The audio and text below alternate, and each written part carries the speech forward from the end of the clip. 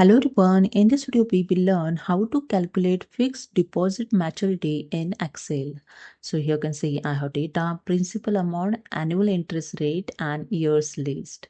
So to calculate maturity amount, select the cell is equal to, type here FV, future value function, then select here the B2 annual interest rate, then comma, then select the years C2, then comma, type 0, comma, then minus A2 principal amount and bracket closed.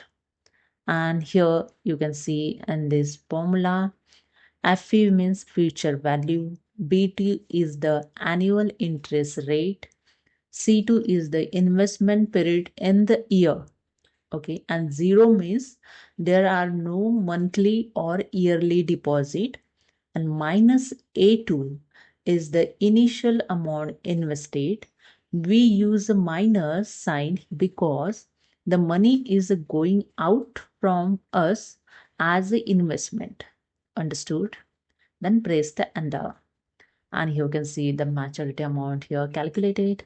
Select the cell, double click on the corner point, and here you see. Then next here, I'm going to calculate interest earned. Select a cell, use the is equal to, select the maturity amount minus principal amount and place the enter. And that's it. Here you can see interest earned calculated. Double click on this corner point and fill below data. So hope you understood. And here you can see here I mentioned all the things. This Excel file I will attach in the video. So if you want to do practice, you can just download it.